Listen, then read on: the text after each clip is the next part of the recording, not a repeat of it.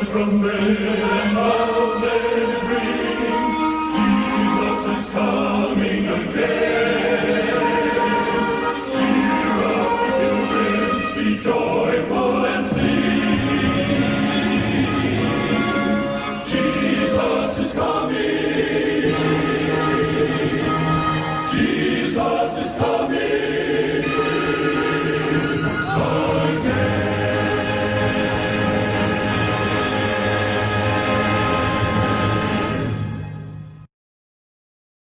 Lift up the trumpet and loud let it ring.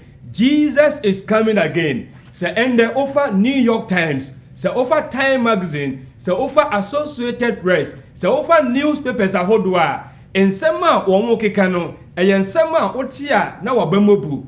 Ensema omo keka no, ensema otia na de abasamtuo ne ehu aba. Na onyame asem ediye, emayen enigye, emayen enidaso. To say yemma to bento ne so na yempe mu emma nipa eni enidaso enya enidaso se Yesu esan ababio yede nyame ase adofo eni anuanom a munye share the glorious hope of the second coming of Christ. Yato dey say forecasting hope and aye tu yeni na yahwe enidaso a ewo yenim na sa enidaso enidaso a efa Yesu emaya etosu mienu ho no. Na wotwe mienu no ye de niema bebre na si yeni so de bi kan pa no ye hwe enkom hyesema efa Yesu ma ye tosu mienu ho efri Genesis akopim edisem ana Revelation ye sa hu the sequence ana said ye niema besisi yenimu ansa na Yesu aba ye sa so hu wona wo mu be play key roles in the final conflict between good and evil ena ye sa hu se onyankopon ba e wo se yeni a ye tiase a ye hwe Yesu anim no ye kina se yeni a ye hwe ye nyankopon anim krunkrum ye mu ene chini mu e wo nyankopon na ase ye sanso hu se we don't have to despair or how ni amane a ebe nyina no we have to hold on e wo se ye so ye gidie mu den e fi se de wa hye ye mbo no e ne kure na de atwa to nso a na watwi mienu yi ye sa ka ho asem ye se onyankopon eyi ni timo pa akire yen se ye di gidie som na se ye tena ne na ase a ye ni enwu ewo na hu ye no da.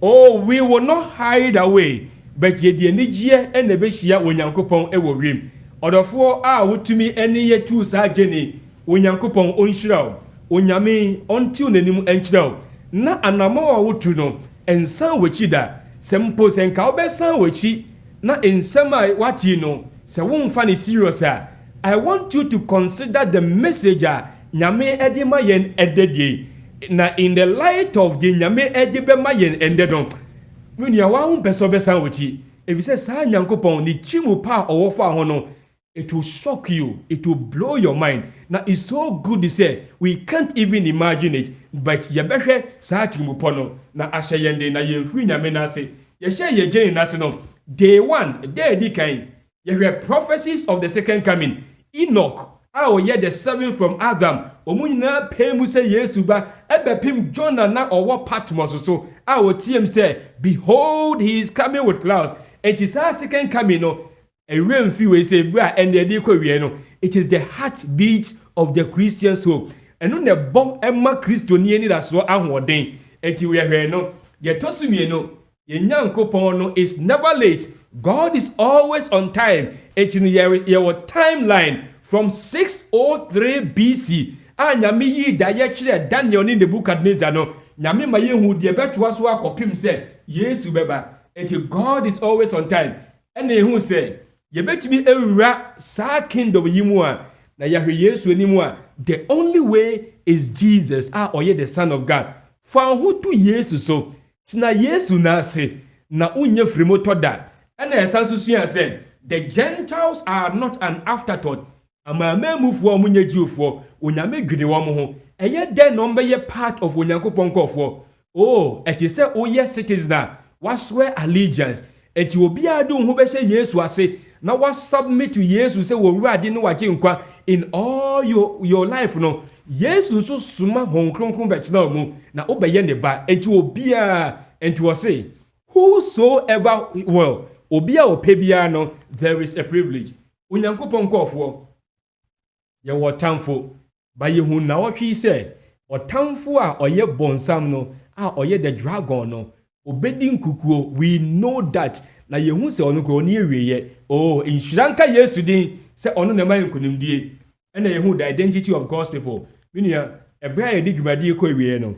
This is one thing if you never hear my voice again, I don't want you to forget this. And fan hyehyɛ wo ho sɛ wo kɔ asɔre enti wo yɛ nyame ba.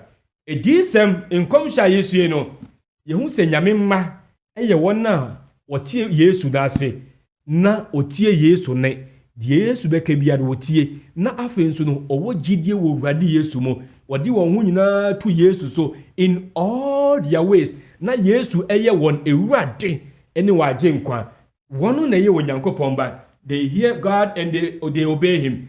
Ɛna esua sɛ ɛnneɛma a yɛyɛ sitie ma Yesu no ɛyɛ n'asɛm nyinaa including the 10 commandments n'asɛm nyinaa including the Sabbath. And the Sabbath is as abiding as thou shalt not steal. Homeda etim hɔ sɛ mɔkorɔ no. Homeda etim hɔ sɛ enia danse krumo by kai sɛ ɛnyɛ sɛ me sɔre homeda na makɔ asɔre no ɛna ma me nyame ba. Emma remfi uye nyame ba because all the week no o de ho ahye Yesu nsa uye nyame ba fi say all days and in every aspect of your life no Yesu na di hene e wo wabra bomo na in addition to that no e na osa edi Onyankopɔn homeda so as part of Nyankopɔn a Yesu tiema no enti hwe na remfi say wo bekɔ asɔre memenda na wadwen o say uye nyame ba because of asɔre memenda. It is more than that and it is deeper than that. All aspect of our lives and Yesu tiema nyame ye ho kwan abonsam sesa nyame homeda ana wonam nipa so sesa nyame homeda ni na part of the war against Onyankopɔn government from Saturday to Sunday. Then we also saw eniema mienu ana nkofo mienu a bonsam afa wondamfo so woni wo beko atia nyame bet ye wo se odi gugu enti the CBs a ye hwe de di kan no a the paper to me no ekwa awieye na obesa nya no ewieye biom ne ehwe no ena ye hu se America ena beken ka wiase ahemfu nyina bom edi tumi atai sa false religious system ewieye biom ebeba led by the Pope of Rome any other religions ka bom no eti ye hu eno so ena ye hu se there is a coming global pandemic wa be yesitie bia edi amma nipa nhye ya hodo no na wode nyame esembeto honom no ebia bretia wa bi de ho beto o ba Nyankopɔn no ena di ebufuo eba nipa so na ɔso ahenie nso bɛbɔ o bɛsa kɔbonsam gem eno ntino sɛ ye pese ye nkunimdi a we have to listen to God and his voice alone enti ye ho eno nso ena ye hu sɛ atemmu da honom sa Yesu omra no na wo decide se obenya nkwagye na onya nkwagye. Inti this is a day of salvation. Ewo se yetena Yesu na ase ewo konkron ye eni enidaso eni gidie eni sitie mu the investigative judgment. Eni ehun se Yesu ba ye ni ayenya skanko Bahamas kra no we will go to Jesus na ode beko heaven na ye ni Yesu betena se emfie apem 1,000 years with Jesus in heaven. What a glorious day that will be. And until there is something exciting ahead for the children of God. I was saying here, so and then with the great white throne judgment. This is where you don't want to be. This is for one more or more best story or sorry a tosimi no. And I who say, Sir, atemo we die enkwagye nim na eya debonyefo a epu Onyankopɔn adom ene Onyankopɔn hyehyɛ nyina. Enti no ya hwɛ fi Daniel ebra ye wo Yesu aba zisie no adeboyefo nyina ewu ya hwe se nyame asɛe adeboyefo nyina enti in the universe ana earth no aka nipa a omukodi vacation 1,000 years omo aba womo ye Nyankopɔn kɔfo enti ended the exciting news the menigye ho me pese me digyaw ye se Onyankopɔn ba e call vacation ba ye no. What else follows? Edena esadi echrebiem. Oh, it is a most glorious ending. It is a most glorious beginning for those who will have part in the 1,000 years. Eye Nyankopɔn ma ebetie no. And before say you be explore this final good news, a good news of the second coming. Where your good news after the second coming. And you are obenya part of the second coming, Apart from the second coming, there is good news beyond the second coming. Now, I want to share that and leave that with you. Me pese eno na medi jao. Na ansana no, si utira sinye mompaye. Yeda wasi nyankopon for the privilege to be your children. Oh, what manner of love the Father has given unto us. Say yene, Yesu nti, yemeye oma. Ewadi, ye hwanya. Say yen de bon ye for wa frɛ ye fi sumu abahan mu. Na wasanso eyi wutiri mo po edi akyerɛ yen. Na wasanso ama yen a picture of the wusiesie ama yen. Oh, ewadi yeda wase asidan ka odin.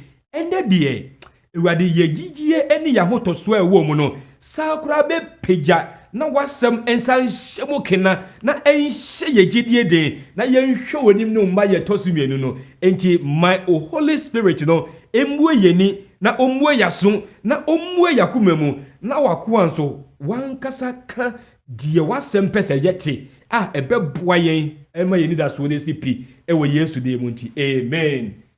And then they said the topic here, the new heaven and earth, or sorrowful any assassin fufro, or sorrowful any assassin fufro. When Yankopon say obeya de nyina fufro after the 1,000 years, obeya de nyina fufro after so we ye deboyefo na free honum. Now of all the presentations no, say number 1, number 2, number 3, bibia koso na echo climax. The climax are yet the most happiest. Obeka say enigi sempa ana eni da so mo ni da so ni so ni so eni da so pam pom so eye ende dia ye kan ho asemi. The new heaven and the new earth osu ya ye hu ebetwemako ya sasi no God will remake ya sasi. Now this is the joyful news and person we kan ho asem. Na answer na no bi obebi ho no ma me mpese owure befi nipa yenso ye try say ye be ya de foforo eto de bia ye pese ye wiase foforo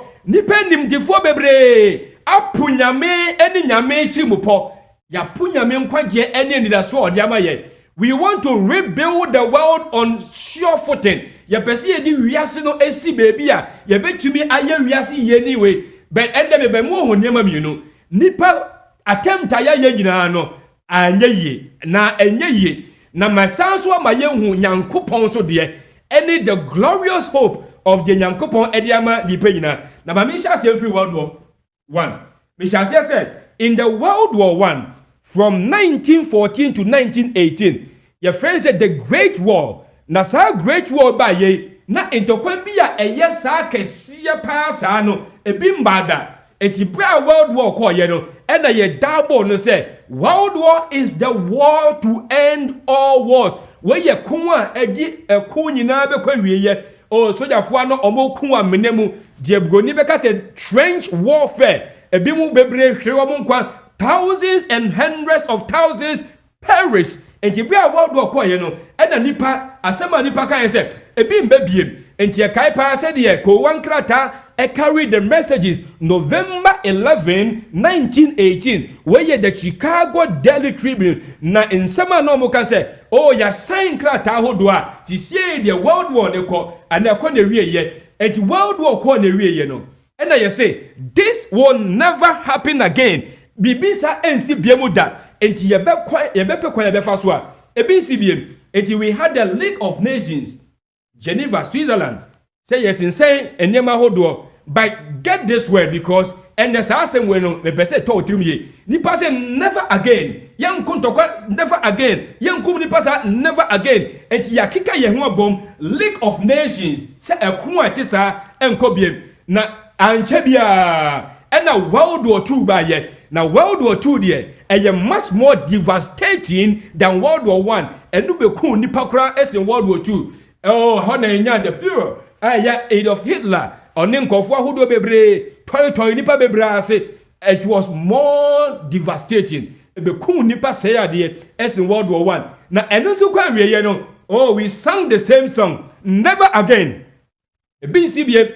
Ye bebe kisho say, ye beye plans in tokwasa e bin sibie. And part of Nehemiah, no, we had a United Nations organization. And now ye disi hodom, ye kika ye huabom, ye pasum jie, and Nehemiah, the United Nations, AGC wani so no peace and security, sustainable development, human rights and a humanitarian assistance. Ye pe asumdue ene bambo ye pe nkoso a ye betumi akoye nimde bia ye pe se obi anya fa ahodie na onya kwan ye befa so a enema ni pe bia nya no se human rights no obetumi exercise ena ye beboaboa ye ho adase humanitarian assistance.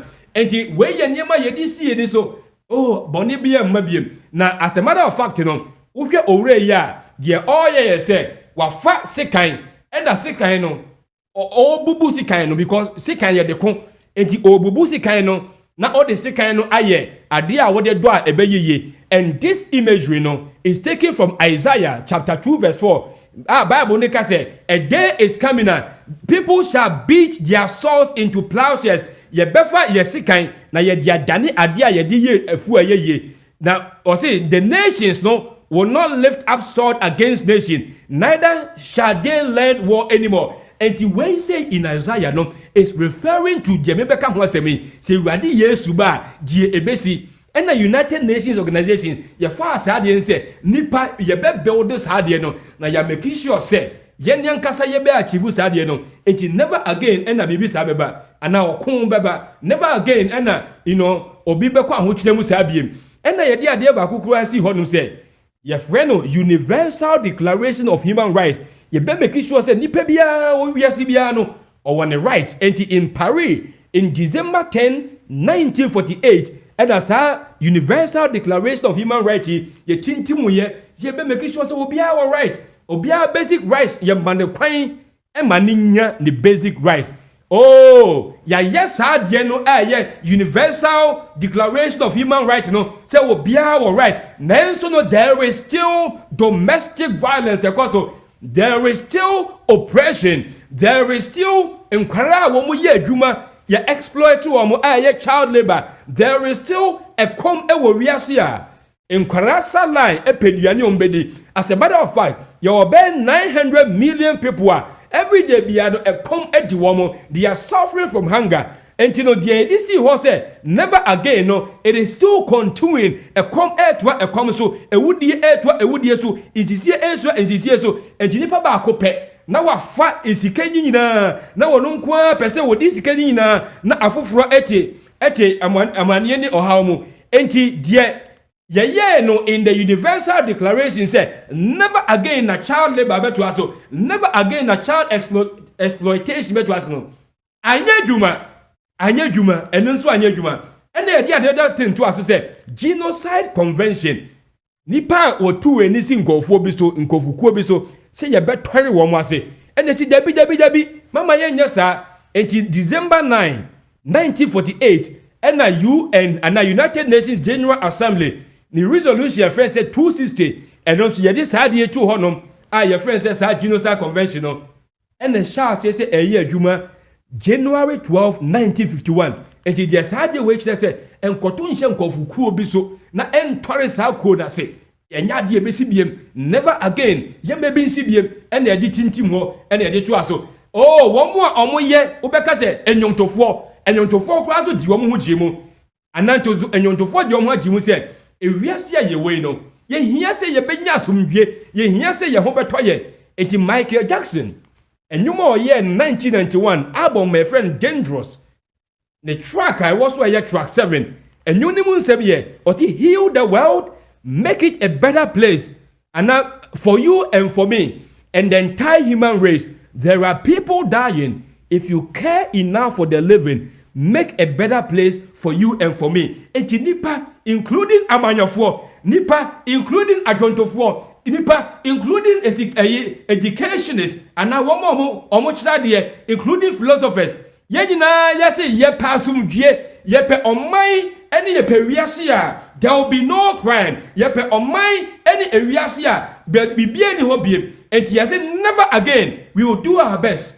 But the way our host said, when him said, human never again has always meant ever again. Never again has always turned to be again and again and again. Debi eka se akum bebiem ya no si ya na okun foforo to aso. Debi eka se ekamu bebiem ya no see ya na ekomo to aso debi e beka se ye pentiase no ya no see ya na basabasa to aso enti human never again has ever meant ever again adentina make sa ebia ye ka say never again no oh after never again no in Rwanda 1994 and yenya genocide the Hutus and the Tutsis ekuku womu bebre na ye refi said ya ka say never again if say nipa never again no it means ever again oh yenya Darfur no so no 2018 yenuanu e wo Sudan wom nipa bi kan wom hu bo mu ekunkun kofo bia na omoya non-Arabs owe bi e friend say Omar al-Bashir odi sa ne manin enye no nko a oko Cambodia owe bi osori ye onu say friend say Pol Pot no so ye ewudi sem bebre kama root regime ekunkofo bebre oh we know the rape of Nanking and also Japan soldiers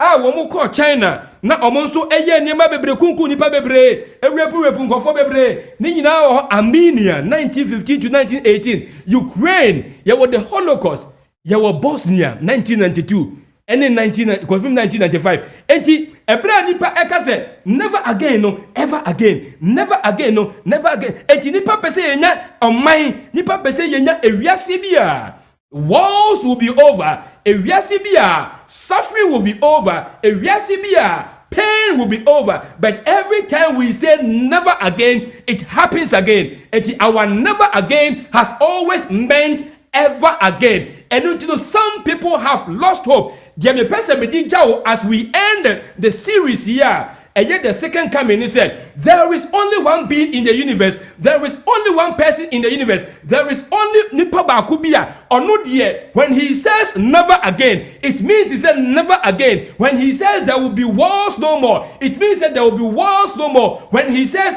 evil will be over, it means that evil will be over. There can be a bim. Na no any yen ewadi Yesua. What say your boss said? Someday. Never again will mean never again. God's never again. It is open. Baby a certainty wa. Eye wo Nyankopon. Ono na ne boss ye etim ho. Na de obeka bia no ebem. Oh min jai sa asemi kanda. We say the God who said let there be light and there was light no. Na sem emfi de num magda. Na Nyankopon to amaye ne version. Wa ka kire yen say someday enye baby embe biamu da. Someday, so we yibon some ho we are. Someday, to a year the boy for ho we are. Someday, so we ye and ye might depend this suffering now if you hope you ma or see and ye baby you they will never come up again. Eti for the rest of the year can no pay no. And I said, the nyami eshi shama ye no. The person be ja with two things. And ye ma when Nyankopon there, Waka said never again. Now it will mean never again. And ye ma Obeka said it will be ever again, evermore. And never bet to us what now. Now the Edikaino. Yanke God's never again. Nahum chapter 1 verse 9. Nahum chapter 1 verse 9. What's it say?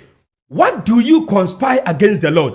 He will make an utter end of it. Affliction will not rise up a second time. Now that Bible verse, just say when Yankupon in the Old Testament time, and once them na okay. Aba manya womu kutia wo Nyankopon no Nyankopon man ena Nyankopon ka se na momo tuade wade na moye no de mo ye nyina no enkosi bebia na affliction affliction ahochire affliction it will never come out the second time. And when God says never again, his never again no always means never again. Hwe de boye for ye ene de bonsamo ye ene de nabofo ye ni na no o kan Psalm 2 Psalm 2 say, why do the nations rage and the people imagine a vain thing against the Lord and his anointed? Obi a o kutie nyame, obi a o planetie nyame, na wo planetie nyame baby, na wo planetie nyame asem, na wo planetie nyame hyehyeye, na wo planetie Yesu no, o si de wo ye no eye vain, enkosi bebia. To say, no amu conspire against the Lord. Enkosi bebia or see affliction Yahudie will not rise up ever again. And this time I make one say imagine say and I say at this time in the history na ye trace in the forecasting hope at this time dear bonsam yashino wawu at this time at the boyefo nyina no yashi won omawu at this time no akanyankopon man kronkron omo a wodi wo mu kodi vacation no na after vacation no dear twaso no nyame ba eye so glorious na eno na meje sha twaso oh de di kan no yenimpa se wuti so se wuti sa se de wuti bia no God is going to crown his children na nyame emma abofo bi emfa eche enhye ne mba as we enter the heavenly city no oh nyame bema obia robe or a robe of victory as we enter the heavenly city no yesu na wonu ankasa de eche behye na bible say yene yesu betun say didi ebra wonu ankasa ewurade yesu no obesewo ne mba oh je mebeka ho asem ni ebra nti no mebo ne tofa na mbese ye edisen etira ye du aduonu baako kopum aduonu mienu Revelation chapter 21 and 22 kai say a summary of Revelation chapter 20 I say there is 1,000 years no yakọ 1,000 years number ena bonsama benya ne nkofo enya yenya the great white throne ena nyame ebu atenwie ena nyame di oja ahyewo mo enti dia toaso ye the good news the blessed hope say after say yakọ 1,000 years no what else is the picture? I want to first talk about the first picture. The first picture a bit blow your mind. They say, "So now what do you say? 1,000 years is enough." Enti eni nyame akodi 1,000 years. Enti ebia that is the end of the story. I don't know. 1,000 years is only the beginning. Bible say eternity we will be with the Lord. Eternity, as they say, forevermore. How do you measure eternity? You can't even measure eternity. Oh, I heard about the story. Owe bia yeso ye wise man. E no bi ko busan say, ye ka say afebo. Eternity a. Eye say, chire mi mu. E no say, okay. Fani say ye wo be potitin kese. E na be potitin kese no. Afibia anoma bi e ba be podo so. Na anoma ne ba be podo so a, na wa be sin na no. To adi na do be fifa so a. Na be podo hin kakra bi na ne se no, na no ase na okọ. Enti ebra afi bia obeba no a obetumi di nano ase bepo ni nyina ma bepo da sa no eno na ye eternity. Just say you can't explain. Enti the good news said enye se bia onyankopon ba ye ni da so e 1,000 years. Name no the first thing is say ye ni onyankopon ye betna febo ye betna forever and ever we will live with the Lord. Oh, mame indescribable said ye jirimu beye. Mame indescribable said ye jirimu beye. Mame indescribable said ye heaven beye. Oh, minianum. Te one kwa heaven na me never again. No, I have already described nipa never again. Et nipa ka said World War I never again. Then there was World War I. Nipa ka said there will be universal human rights, but rape and domestic violence. And it's happening na koso. Onyankopon Nyankopon die the first never again you say or see in my holy mountain me yama omemba na omodomino the first thing is say no more tears nisio bia ni hobiem oh obebi po bia ni nisio disia yare na de ba ye nyame bebipa nisia awreho na de ba ye nyame bebipa nisia owo na de ba ye nyame bebipa na bigini se Nyankopon obebi po bia de 11 the bra nyame epipa no obipa waniwam nisia na wa whisper into your ears say my son my daughter never again. No, the next person. So, my son, my daughter, it is over. Never again. Oh, there will be no more tears. This is the land and the place I want to be. The land and the place that may sure boss a Kohobi, a land without tears. No more tears. Never again. So on swear, I will hope because of a neighbor. Oh, begin said, as God shakes the mansa. Nanyame echia ne mano. Oh, besa catch on say, welcome to the land without tears and welcome to the land without sorrows. Bebia awewoni, bebia yaudieni, nisioni ho, say ayadia ye ti nisia. Only tears of joy will well up in our eyes. Ebra ye da Yesu as he said, ye da wasi ye wadi ni aje nkwa wonkwaji ademe. But awreho pa de never again on God's holy mountain. Oh, the next one, ye mbisisi, ye mesasa bro, ye mechi kase, mikoto dwe, Nyankopon say never again in my holy mountain. God's never again always means never again. A land without, oh. A doctor for nye juma nye biem. Begin say, as of one so ye nye juma nye biem, because bonini ho. But a land without hospital, you can check the landscape. You need hospital be a land Libya. If a hospital, Nyamko say never again. Because Yagre Emma Hobian, we a chiropractor, never again. We are human being. We just say a land without pain. It's Nyamko no more no. Baku ye said no more pain or no more crying, no more crying. Osun Nyame ebe bandi Osun. No more death. The Grim Reaper. Dear your friend is said. Owu atwe dia baako fomfo dia wo hunu nankofo owu hu hu ode ato yen so enda nwumrei e bia wo kofie bi mu a na ye were 4 chairs no ye were 1 empty chair because the Grim Reaper ayo owu no wa befa baako ko menua kan wa koma to yem a day is coming the Grim Reaper nankasa no Bible say ya gide beto ojem na death will die death owu bewu. And he said, Udonfu be a frima. Kai said, in the land without tears, in the faithless land that Owoni hobium no, Owon bebium.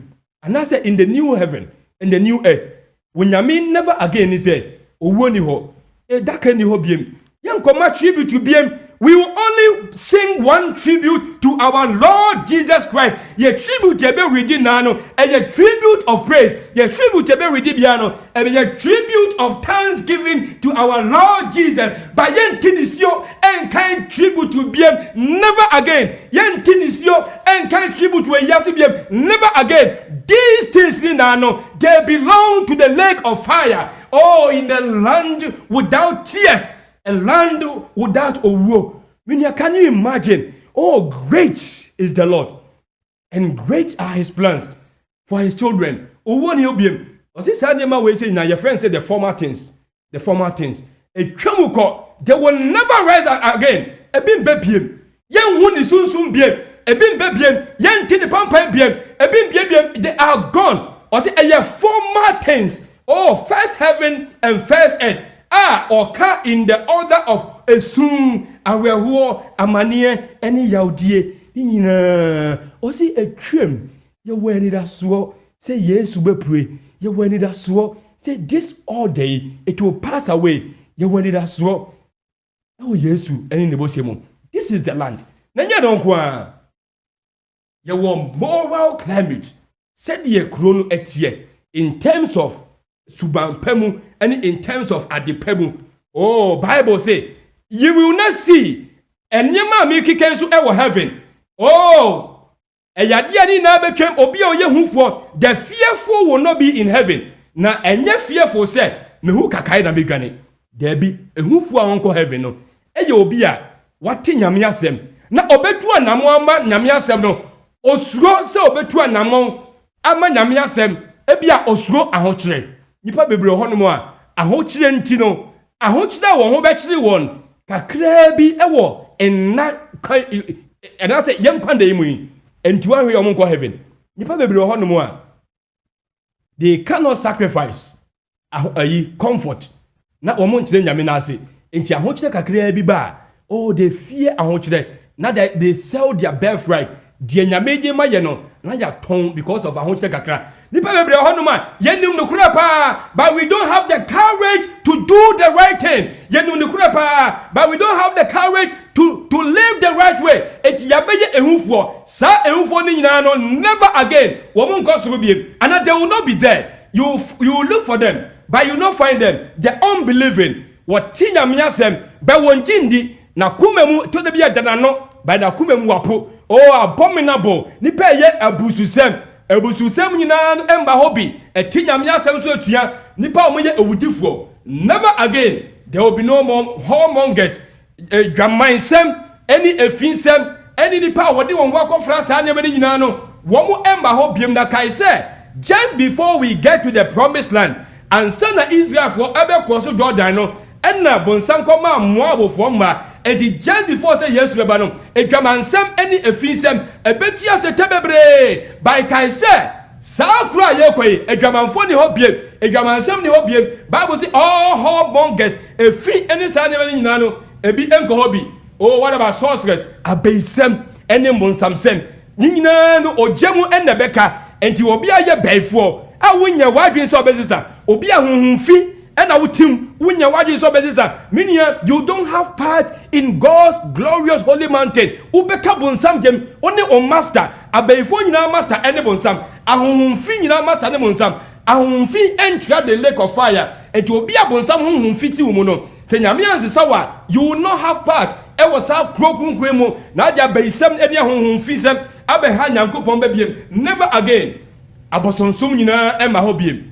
Oh liars, e ma hobiem. Kontomponya atrofo, whoever laughs and makes a lie, obi a wo don kontompo, any obi a wo yen kontompo said, not in heaven, they will be in the lake of fire. Waka dogs are a metaphor.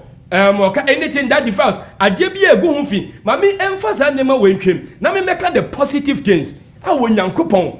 Ensi siama nema, a jebi e yefim bia. To can Psalm 104:35. Or see, may sinners vanish from the earth and the wicked be no more. Bless the Lord, oh my soul. Hallelujah. Oh, a day is coming now. That Bible verse, literally, it will be fulfilled.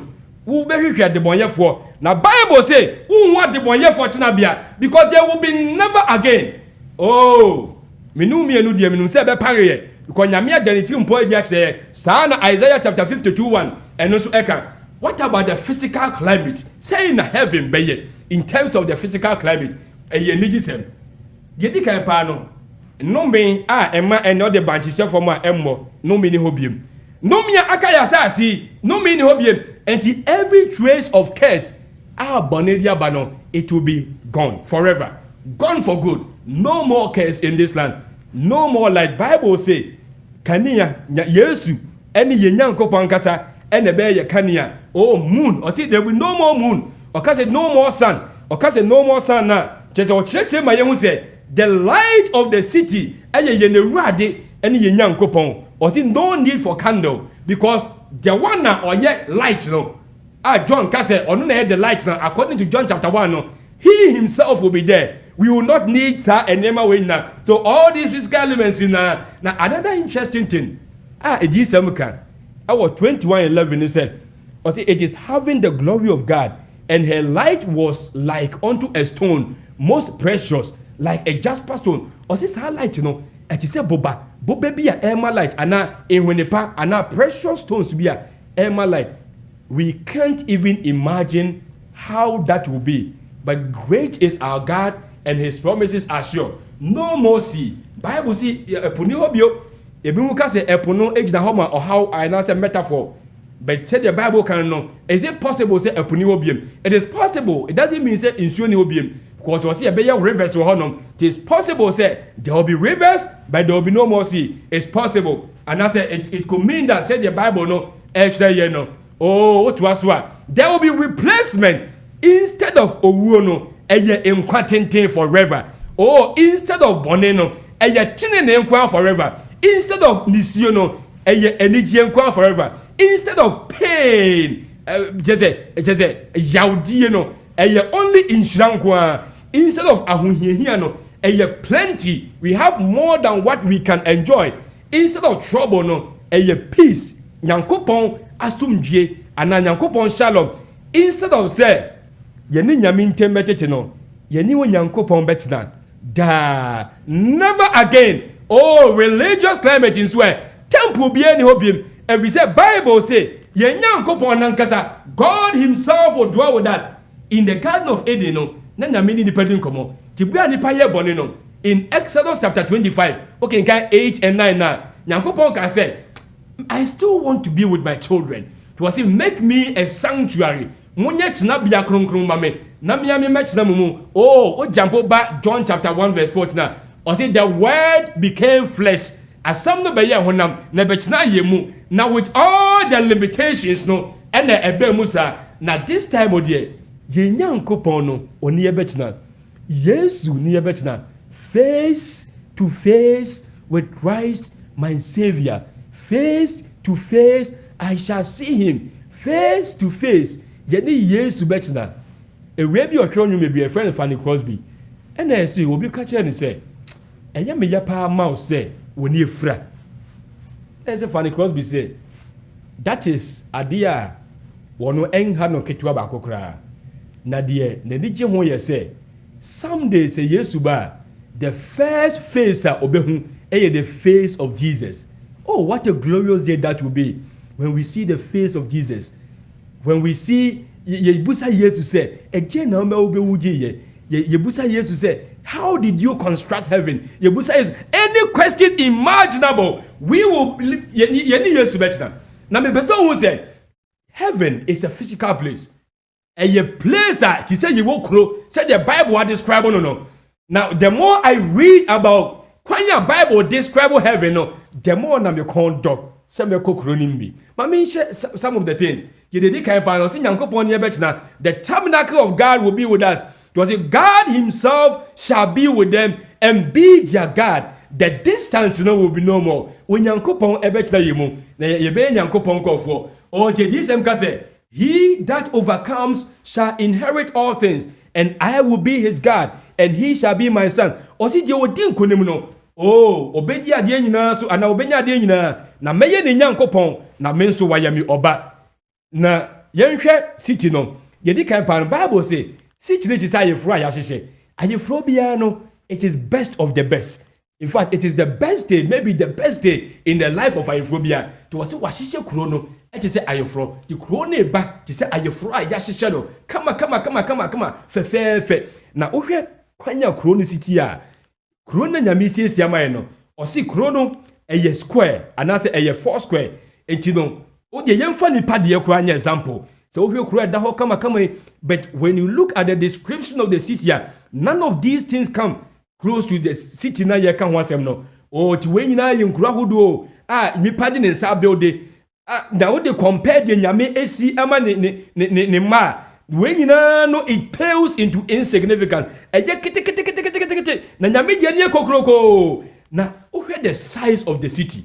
We eye Tokyo, the nipa de ne nsa ye about 847 square miles. Na wo hwe Nyankopon kro na we siesia maye na egisem etredionu ba ko jichebudu nsia se city no 4 square say they kind like a cube 4 square. Now see the length no as large as the breadth, and he measured the city with the reed. Now 12,000 furlongs. Me ba be chechire mu the okay say city no se wofa ti say buka ana wofa ti say ne size bia wofa ne say ya 12,000 wofa ne say ya 12,000 na aye square sa.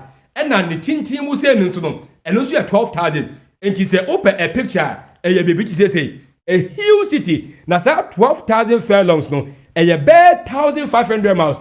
And to cry from one side to another side, you know, 1,500 miles just for one city. Now, to give you a picture, no, so what in North America and Canada, a picture to Honoma, now map to Honoma, Chrono na ya market that Honoma on scale.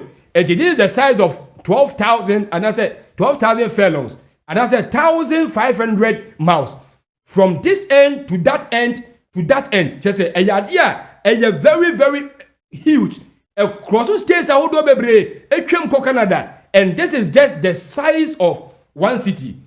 This is another way to take a look at it. So the Chronish Shemwa, Crow Bacono, and meaning Crow oh Canada, Saskatoon, Uba Regina, Uba Winnipeg, Uba Sai, Crow Baco, and meaning Crow okay Kabonwa, just a enya a ye croquetua. Nanami percent.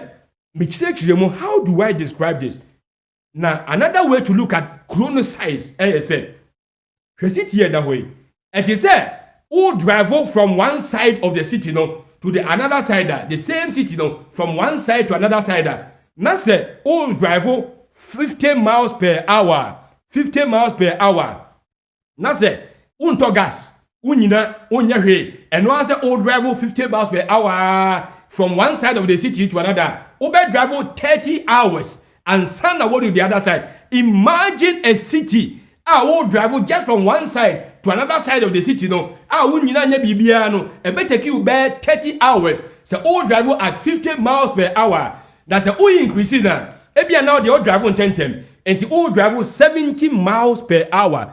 Driving 70 miles per hour from one side of the square no to the another side of the city now. And not to be take you bear 21.4 hours. And Sanawa drive from one side of the city to another side. This is a huge place. Just a yekura a son, a yekura a move by and there is space enough for every child of God. Meaning, so one kobia ebe hadwene because ye nyankopon no owo kuro a wesiesie kuro we wo se wo no na ye light ade nsa ho kuro emu fefefe kuro we hospital ni ho kuro we prison ni ho kuro we yare ni ho kuro owo ni ho kuro we saniema yawde ni na bi ni ho na kuro so efe so much say untumi fa bia en compare anyame asiesie anyame was space enough for everybody. There is room enough for everybody. Meaning, don't miss out. Don't miss out. Now, pe kroni tintia, and he says, we are on scale. And you do kroni si wa, the tintino, and was so much, he said, calculations are nipe biaye. Na mame fan compare nipa edanya yesi. Edanya nipa siya e wapano. Your friends the Burj Khalifa. That's how Burj Khalifa e wo Dubai. And no na ye CCA the highest building and the tallest building. 2,716 feet. Now, floors bako 163 floors. Floors bako 163. And as our Burj Khalifa Dubai sisi ayeka wasem no. Now, heavenly Jerusalem ayeka wasem no. Anyami sie siama ye no. Se wo hwe the tintin kroni tintin. Na se we fan say one floor bia no kwa 12 feet. One floor no kwa 12 feet away kwa ma ne kese. One floor bia 12 feet. Chrono apart from say so wo drive wa e be take you so much hours no. Say we drive no. Chrono tintin kwa no senka ye sisi atu so sa enka e be tumi take be 600,000 floors. 600,000 levels. You can imagine kroka kraka say eye Cuba ubetumi nya be 600,000 floors. Just a huge place, a huge city. And you know, Bible say, and ma muda. Bible say, Jinyami Asia Yama yeno, and yadia it beats human imagination. Oh, there is a holy land. You will krubia, efe, you won't be that, and ben isuda. And Yankopon, which is Yamaye, now or cut the walls of the city. And Yankopon the Afa, Kruni now, what to walk, come on, and why your gate, come on. Or see gate, you know, you were east side, you were north side, you were south side, and what side you know, and it's over one side, DBR, oh, Javu bear 375 miles. Now when your gate tobacco, 375 miles, when your gate tobacco, come on. And the young couple we say the gates are all just a near my idea. What about the street? City no street, you know. Bible say a gold. When young coupon is so rich. When young coupon a one near money, I say, and near my year phone funnel. And then you say you go heaven. A year idea you bet it. So imagine it. Then you may say, I have something good for you. It's like say Obi person in your deal. And no about her say, okay, I have something good for you. And then now here, me here sika, me here gold. And to my lifetime we now know, me person me dinya gold. My lifetime now know, me person me di accumulated gold. Me nya gold in the na me nya sisi yare, na me nya cancer, na me wu.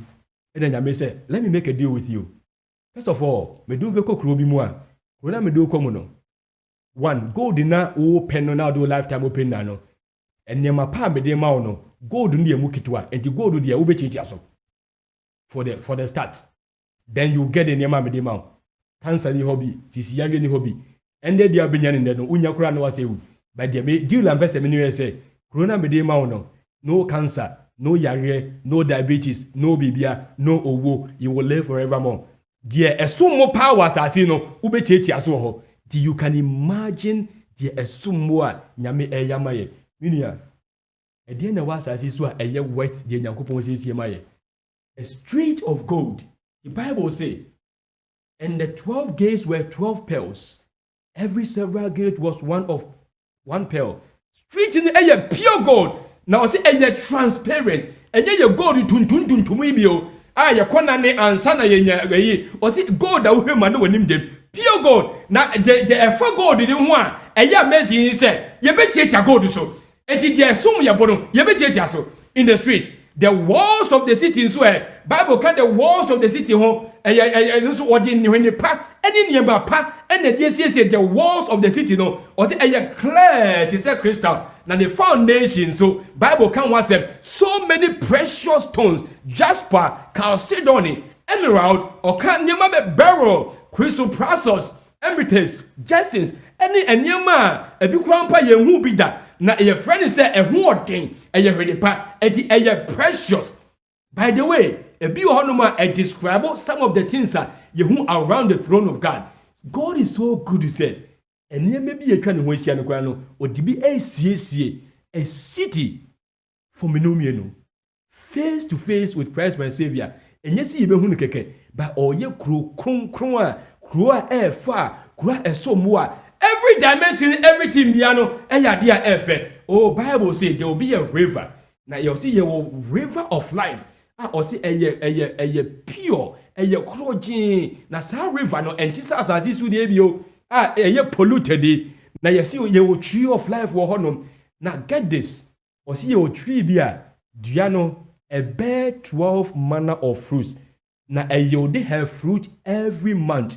Bosumi biano. Eti tree bako, imagine. Nipa de yen twin fa ya adwen imagine. Menim se science for etima ye hwehwemu aye bibi modify bibi sa. Se dua bako. Bosumi bia so aba. Bosumi bia so aba. Ti bosumi we say no na so mango. Bosumi we say na so apricot. Bosumi we say I don't know. I am just trying to take a human perspective to describe a heavenly reality. God has revealed something good and something better for Menomiano in the city or prepare Ediama Hotel for every month. Bia na in some okay, and I will read your day also say, Min control, I do not lie. Yesu, minimum troja. And to me, and Yama be catching Mujano, sanity pepe. Sanity, and to the Dican Pano. So dominado who to me swa. And the day, and then Casancasa Midambaye. Meba betcha wakumemo. Meya wa down for. Me, Mamma me won't go crab betcha mo. And yet no qua, Mamma my buffo, about who by a cramwisha. And yet no qua, what bay be benti, what cumbiado, mina mequamon.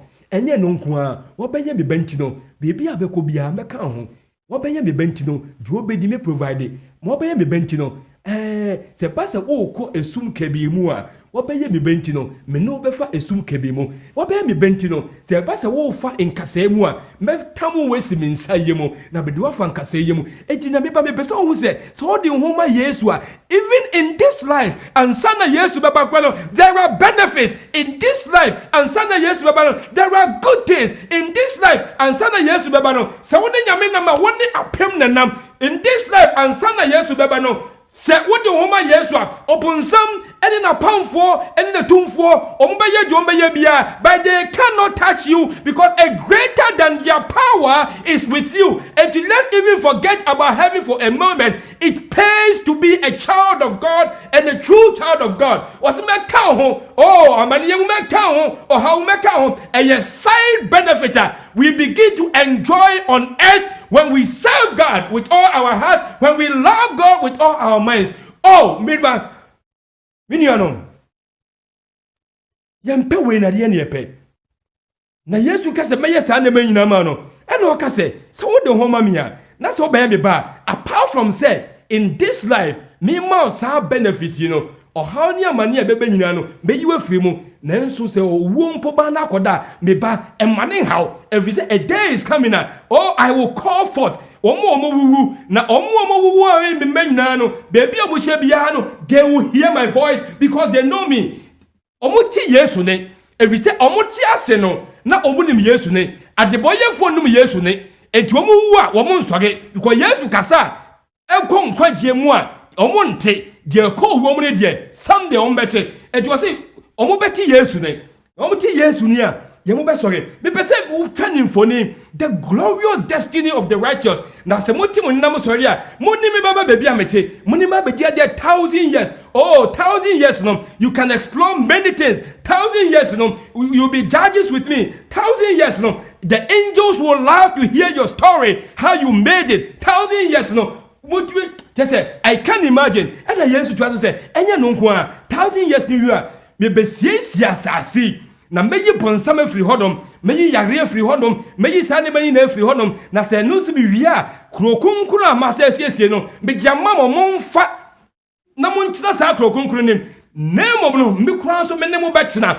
What a privilege. Imagine that there are many worlds but Jesus say ye obechina mbi na obechina mbia oni ebechina fibo na in this city osiesie no yare nim how nim all these kinds of fruits Bible say the animals will be there too or say jata any odwan ebeji agro bom omo beda faako just say every good thing bia you can imagine bia no will be there and na Jesus ka say the odi adanse no I Jesus have sent my angel to testify unto you these things in the churches.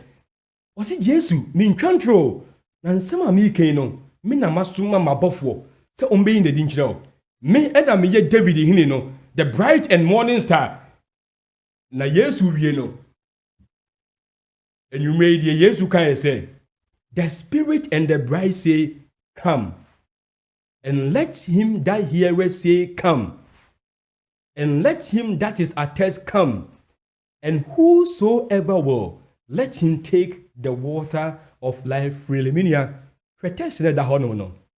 Unim say or can come in prensa. Or say home no any the bride and say come. And that dear or was no bit no. Or say come. And that dear to come no. Come. We are testing for so many things that this world cannot give. Yakondo enyema bebre. God made us for himself. Nyame boy yen so on yebechna. Na nyame bebia ni nipa bia was assis no. Ye wo a hole bi ewo yakume mu. Enye physical hole. Sa hole no sika entumi mfele. Sa hole no bibie no betuma fele. Sa hole no eye nyankopon kwa na betuma fele. The only person that can make us really satisfied eye Yesu. If you say ono no oba oye. Na sa die nyame eyama ye dachi no. There is room enough for everybody. Onyankopon ewo dan bebre for obia. Onyankopon ewo eniema wesiesie packages for obia. Onyankopon was space enough for obia. And it was say, my son, my daughter, ahini neba. Ejena wiase de bema o a mentumi mfama o. Ahini neba.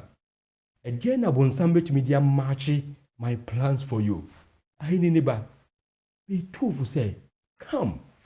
Baby I will be no. Come. Baby I will timi ni bia no. Come. Now we got the good news they say. Was had it to also say, whosoever will. By the way, I have many good things for you, but I mean for so. But say opa, the offer me demand. Take it freely. Take it freely. Now 7 years old through say, we are not the to also say. E mo bia nyi bi mfiri mu efise no kore na mo bia mfa bi nka ho na de obeyi bi efiri mu ana odi bi beka ho no ebeye ohaw ene amane na dia ma no and then you read the last verses 20-21 no osi di odi die kan ho na dance ye die ya kan nyina ene kwan a eniema besisi ansa na Yesu ebebe nyina ene nipa o mo beye rose akesi ansa na Yesu abeye nyina eni wonyankopon kwanya obesane fom abeku amane ma ayaka nyina eni 1000 years ayedi Yesu bedi ayaka nyina eni the new heaven and the new earth ayaka nyina osi eye no kure osi even so come Lord Jesus osi surely I am coming quickly eye no kure amen enya hosa even so come Lord Jesus mini anom de yati nyina ye se Yesu bebe biem de yati nyina ye se Yesu maye no eye sure de yati nyina ye se ahotifo ewani da so de yati nyina ye se ahotifo ewasasepa oh I shall wear a crown in my father's house I shall wear a crown in my father's house mese eche ewo meja fie mese eche wo Yesu fie nyame ba wutie me uche eda ho adenti na wo pese wo che no eye wasted nyame ba wutie me there is a room in heaven for you adenti na wo pese wo room eye wasted nyame ba wutie me God wants to spend eternity with you. I love to go into a city make travel by 20 hours. Now me do one side of the city. Me perceive who said the chrono city. I love to be in a city. Hospital ni chrono bien. Every say wo bien wo be yare. I love to be in a city. A community ho bien. Every say you wo die si wo do mo a swaba every man tibia. I love to be with the city. I will behold God face to face. I love to be with the city. I will live forever and ever and ever and ever. Oh, we can explore the universe. Baby, a person could be a beko. Just a nima yes, I am a CS Yaman in Bano. Yamimba, words are feeble to describe. Onyanku Pomba. Jemidi Jauni said, Emma will be NG saying that's one influence him. Emma, we are seeing any muniema NG influence him. If we say we are seeing muniema nano, a by the Yanko Points Yaman in Bano, and you're so glorious. Yamin Shao, then Yamin Chin and Enchdo. The second coming is sure. Everything. Yes, what Kebiano, or say amen. Even so, amen. If we say yes to or Yanokafo, na the Boshenina a bebe, na enchebia, Ubusam said, time and a bebema. Oh, we are just some few seconds to the hitting of the clock. And Yema yes, who can na a bem, enchebia, assassin pentem ekeniwa, enchebia. The final events are running hastily. The ebesis no, and Timrikapa na ACC, the enchebia. All these things will come. Na yebehu ye ne rade, yebehu ya jenkwa. Onyame nhyiraw, onyame entiu na nhyiraw. Na yemfa ye ni ensi osoro so, je nyame esiesia ma ye, bebi a ohaw ni ho, bebi a manie ni ho, bebi a yawde ni ho, bebi a all this no more mean no more. Na bebi a wonyankopon chi wo pono, ye besa china ho biem. Eden restored, the Garden of Eden restored, now in a much more glorious way. She said, Emma, I dream da. That is Danko Ponti Mopo. Na enunti na ye yes, our series. Send me baby a enfimunto. Enunti na yes, our series. Send me baby a beg gaining inheritance. Enunti na yes, our series. Send me baby a paganity. Enunti na yes, our series. Don't look at the outlook and check the cow. Pay attention to the outlook. The Nyakupo says, and don't you yes, as the reason, Yamiba showed it Yamutin, and don't you yes, as the reason, and more being Jim Funes, and don't you yes, as like Esau, no, don't sell your birthright for little pottage on the earth. And the Saja waited and found it as a in Pampendi, and your waist just look up to the great price. Yamin Shao, Yamin Tun and Nimchao.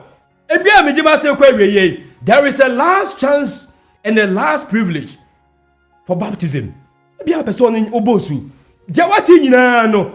come to the point to say, Upesa one Yankupon ma, Etua Namon, Ewo Subamu, now what's Nasi Eke years to quine, now what's Nasi Eke Tanga Swallow quine, and 2%. What's young say, a Yamin Kwan, because I grew Kunkunim, 2% on Yamima, Etua Namon, Ewo Subamu, baby, I will be ano. Say, Uni baby. Yawa randa and I said the uwa baby yawa randa you reach out to you mean you obey to me a number a good screen yeni and that's the address a good screen yeni 6080 na yenu and the begu enyamaye so person in yamima tu anamon ewo subomwa we will be glad to do that said the we all get together not together and ya hwe ewade yesu enim sense wo tie bi free baby na say Upese woni 7-day Adventist. We believe in the second coming of Jesus. 7-day Adventist. We believe in being faithful to the Lord. 7-day Adventist. We believe in obeying the word of God rather than anything. 7-day Adventist. Including the Sabbath of the Lord. We love him and we obey all he says. Now, person in Maryland has a contact us at our number. Go say, you better reach out to you. Now you connect with other believers.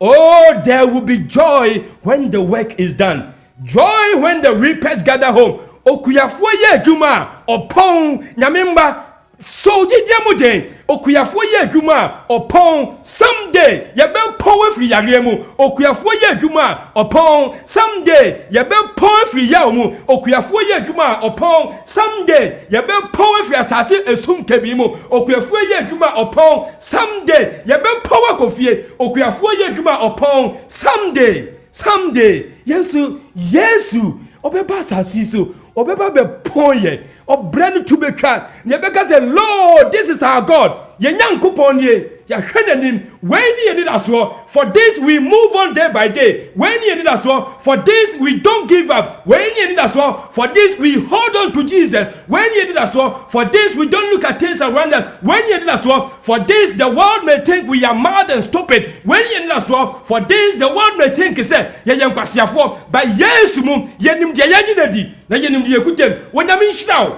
wonyame ntiu na nim nhyiraw. Yesu obeba biem, it is sure na eye true. Yada wase nyankopon. Eni da so pa odi amaye. Ye ntumi mpo enti ase. Kura the tintin. Ye betumi nya be 600,000 floors say we can't even imagine. But the woman no, it is more than the physical city. Your very presence and your blessings and enjoying your company for eternity without death. Oh, Rade, be ya dream na yen tiase. Be ye need na yen to me appreciate it. Said ye beya, we will not look around. The yen say a reasi gold in share bottom. A bra ye ko nanti gold so. Yen hwehwe ni ma twa ye ho ahia. A de be ko say ye mo. A bra there is enough abundance, riches for those who love you. Shira ye na wotwe mienu. Insema yati nyina no enhye yeden na ema yenya enidaso pa ewo mu bi se yebusa ne nyina ewo Yesu de mu yempa ye ne se Ewade Yesu because of wo nsema yate eni se enidaso yi no ema wumba bia na nka ye enidaso ye enidaso wumba bia na nka emaye tosu mienu eni de wusiesi ama ye no ye ni mu chefa no yenya mu chefa na ye kohia ewo ahwehwepo na se someday and very soon es dawase ye hiraudin ewo Yesu die munti amen.